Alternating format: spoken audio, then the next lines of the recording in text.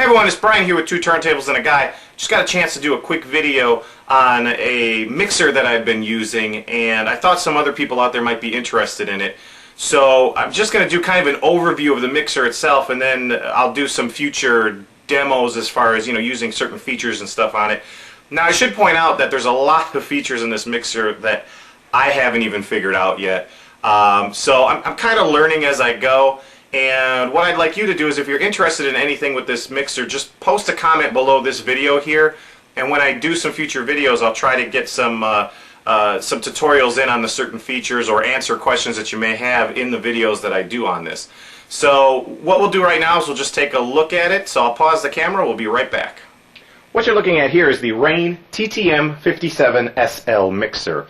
Now this is the mixer that has Serato Scratch Live built into it. It's also capable of controlling the functions in the Serato video plugin, and I've been very happy with this mixer so far. With this mixer, you do not need the separate Serato box. It also comes with your time-coded vinyl and time-coded CDs. And what we'll do now is we'll just run through some of the functions, or I guess just an overview of this mixer real quick. Right here on the front, we've got a foot switch plug. There's certain functions within the Scratch Live software that can be controlled with a foot switch. That's what that's for. Headphones, 1/4 inch and an 1/8 inch plug right here for headphones. On the back of the mixer, here's what we have. We've got an on-off switch here. This is for your power cord.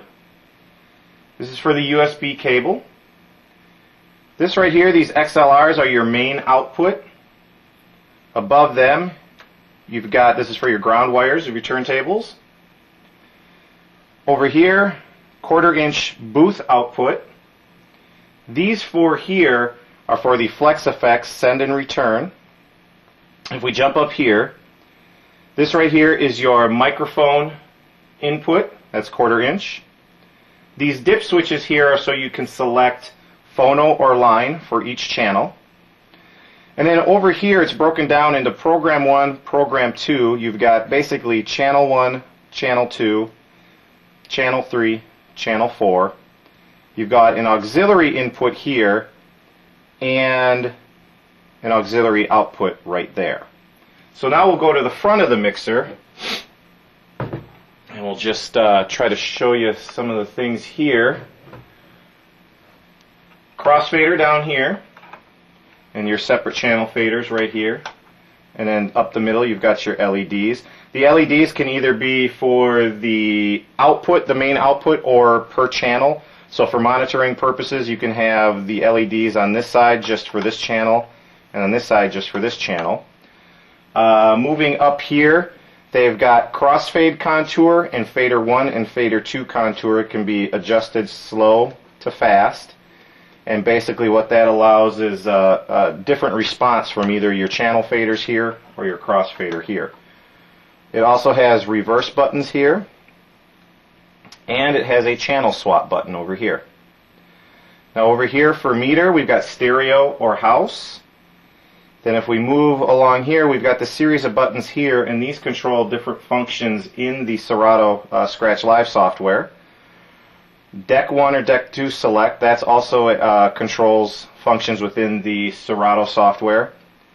Group button here. These little toggles here not only control functions within the software, but if you push down on them, there's a little LED light that'll either turn on or off, and when that's off, it basically acts kind of like a transform button. If you're doing a mix or something, you can sit there and tap on that and the sound will cut in and out. And I really like the response that these have, the responsiveness of these switches. It's not just a regular switch, it's just a toggle and it bounces right back into place once you release it. Up here we've got some dials here. The main thing that I've used these for so far is to select crates, select songs, and once I dial down and highlight a song, you push the button and it will load it on the deck. Excuse me. Over here, microphone on, off. And then we'll try to move up a little bit here. Right here we've got your microphone level. Here we've got low frequency adjust, high frequency adjust, and auxiliary in volume control. Now, this side here and this side are identical. They're just for each channel down here. So what you have for program 1 or program 2, you've got your selector switch here. You have a pan button here. This button here is for the flex effects. This is your gain, high frequency adjust, mid, and low. And you also have kill switches for each of the frequencies. And that's on both sides here.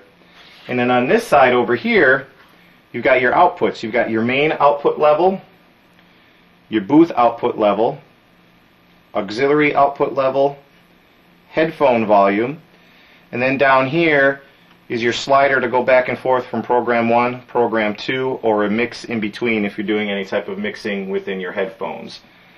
I think that's just about it. So it's just a quick overview of this mixer. Like I said, we'll do some future videos on going through some of the features. If there's anything that you want me to show you or any questions you want me to answer, just let me know. Some of it I may have to figure out myself, but that's okay.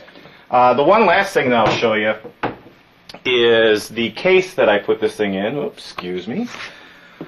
Here's the case right here that I transport this thing in.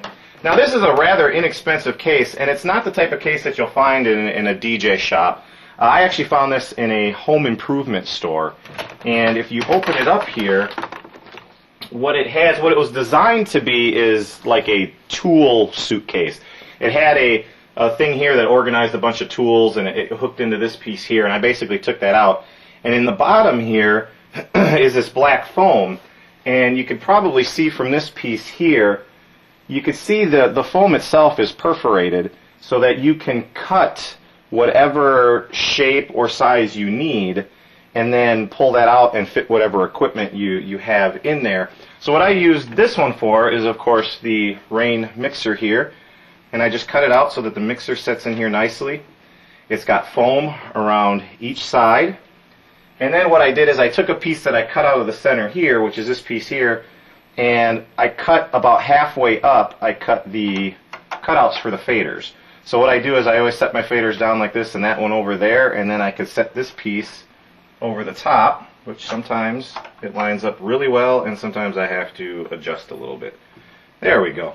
So I got that over there, so that protects the crossfaders, and then all I got to do, close the top, latch it closed.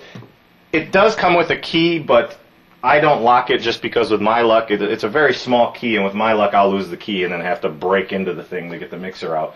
But it works for what I need it for because I just needed something to protect it while I was transporting it back and forth to the shows. Once I get to the shows, I take it out. It goes basically on a table, and I plug everything into it as well.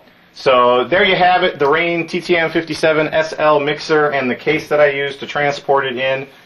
Don't forget to add some comments or questions below, and hopefully I'll have a chance in the very near future to plug the mixer in and show you how some of the features work through Serato and just kind of give you some tutorials on certain things on that mixer. Practice and enjoy.